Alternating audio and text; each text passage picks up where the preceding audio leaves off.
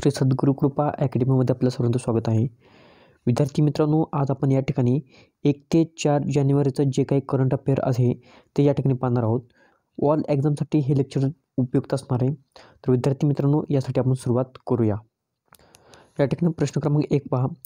कोणत्या राज्यात भारतातील पहिल्या मुलींच्या सैनिक शाळेचे उद्घाटन होणार आहे? तर उत्तर प्रदेश या राज्यामध्ये भारतातील पहिल्या जे काही मुलींचं सैनिक शाळा आहे, मुलींसाठी स्पेशल बनवलेली जी सैनिकी शाळा आहे, तर त्याचं उद्घाटन होणार आहे कुठे? तर उत्तर प्रदेशमध्ये. उत्तर प्रदेशमध्ये कुठे विचारलं तर वृंदावन या ठिकाणी, हे तुम्हाला लक्षात ठेवायचं आहे. आता या ठिकाणी या शाळेमध्ये काय सांगितलं, शाळेबद्दल माहिती पहा. विद्यार्थिनींना CBSE अभ्यासक्रमाच्या अभ्यासासोबत लष्करी प्रशिक्षणसुद्धा दिलं जाणार आहे या शाळेत, सैनिकी शाळेमार्फत. शाळेत माजी सैनिक किंवा NCC प्रशिक्षकामार्फत खेळ आणि इतर प्रशिक्षणसुद्धा त्यांना दिलं जाणार आहे. विद्यार्थी मित्रांनो, या ठिकाणी उत्तर प्रदेशबद्दल थोडक्यात माहिती पाहूया. या ठिकाणी दुधवा राष्ट्रीय उद्यान हे उत्तर प्रदेशमध्ये आहे आणि 1997 याचं सालसुद्धा तुम्हाला लक्षात ठेवायचं आहे. त्याचप्रमाणे उत्तर प्रदेशमधील वारसा स्थळ पहा. आग्र्याचा किल्ला, त्याचप्रमाणे 1983 रोजी त्याला वारसा स्थळ म्हणून मान्यता दिलेली आहे. त्याचप्रमाणे ताजमहल 1983 रोजी वारसा स्थळ म्हणून मान्यता दिली. फतेहपूर सिक्री 1986 रोजी वारसा स्थळ म्हणून मान्यता देण्यात आलेली आहे. आता उत्तर प्रदेश या राज्याची स्थापना विचारली तुम्हाला, तर 24 जानेवारी 1950 रोजी उत्तर प्रदेश या राज्याची स्थापना झालेली आहे आणि उत्तर प्रदेशची राजधानी ही लखनौ आहे. यानंतर प्रश्न क्रमांक 2 पहा. FK सक्सेना यांनी कोणत्या संवादात्मक संवाद उपक्रमाची सुरुवात केलेली आहे? तर संवाद अबाउट राज निवास. तर हे कोण आहेत? FK सक्सेना दिल्ली नायब राज्यपाल आहेत आणि दिल्लीचे मुख्यमंत्री जर तुम्हाला विचारले तर अरविंद केजरीवाल हे दिल्लीचे मुख्यमंत्री आहेत. यानंतर प्रश्न क्रमांक 3 पहा. सुधांश पंत यांची कोणत्या राज्याचे मुख्य सचिव म्हणून नियुक्ती करण्यात आलेली आहे? तर राजस्थान या राज्याचे मुख्य सचिव म्हणून नियुक्ती करण्यात आलेली आहे. राजस्थानबद्दल थोडक्यात माहिती आपण या ठिकाणी पाहूया. राजस्थानची स्थापना कधी झाली? 30 मार्च 1949 रोजी. राजस्थानची राजधानी कोणती आहे? जयपूर. मुख्यमंत्री कोण आहेत? भजनलाल शर्मा आहेत. राज्यपाल विचारलं तर कलराज मिश्रा हे राजस्थानचे राज्यपाल आहेत. आता या ठिकाणी K-स्मार्ट हा उपक्रम कोणत्या राज्यात सुरू करण्यात आला आहे? तर केरळ या राज्यात K-स्मार्ट हा उपक्रम सुरू करण्यात आलेला आहे. आता पहा या ठिकाणी त्याबद्दल माहिती. केरळमधील सर्व स्थानिक सरकारी सेवा डिजिटलायझेशन करणाऱ्या उपक्रमाचे नाव K-स्मार्ट आहे. म्हणजे जे काही सरकारी सेवा आहेत, स्थानिक सरकारी सेवा, त्यांचं डिजिटलायझेशन झालेलं आहे आणि त्याचंच त्या उपक्रमाचं नाव K-स्मार्ट ठेवलेलं आहे. आता K-स्मार्टचा फुल फॉर्म तुम्हाला विचारला जाऊ शकतो. Kerala solution for managing administrative reformation and transformation हा फुल फॉर्म तुमच्यासाठी महत्त्वाचा आहे. या ठिकाणी केरळ या राज्याबद्दल थोडक्यात माहिती पाहूया. केरळ या राज्याची स्थापना विचारली तर 1 नोव्हेंबर 1956 रोजी झालेली आहे. केरळची राजधानी तिरुअनंतपुरम आहे. मुख्यमंत्री पिनराई विजयन आहेत. राज्यपाल आरिफ मोहम्मद खान आहेत. यानंतर प्रश्न क्रमांक 5 पहा. 16व्या वित्त आयोगाच्या अध्यक्षपदी कोणाची नियुक्ती करण्यात आलेली आहे? तर डॉक्टर अरविंद पनगरिया यांची नियुक्ती करण्यात आलेली आहे. यानंतर प्रश्न क्रमांक 6 पहा. पुढील वेस्टर्न कमांडर म्हणून कोणाची नियुक्ती करण्यात येणार आहे? तर व्हाईस ॲडमिरल S.J. सिंग यांची नियुक्ती करण्यात येणार आहे.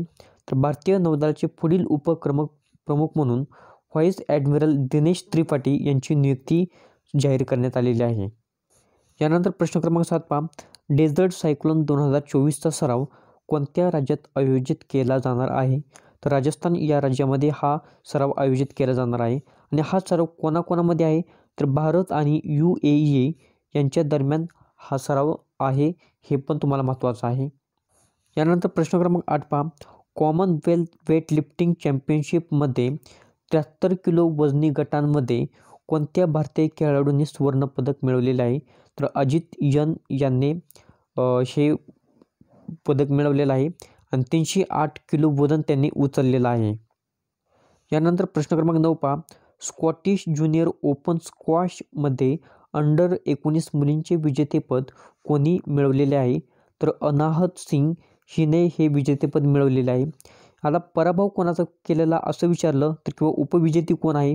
रॉबिन मॅक अल्पाईनवर या उपविजेता आहेत. आता या खेळाचं जे आयोजन आहे स्क्वॉश या खेळाचं आयोजन आहे स्कॉटिश ज्युनियर ओपन स्क्वॉशचं, तर आयोजित कुठे करण्यात आलेलं आहे तर एडेनबर्ग या ठिकाणी आयोजन करण्यात आलेलं आहे.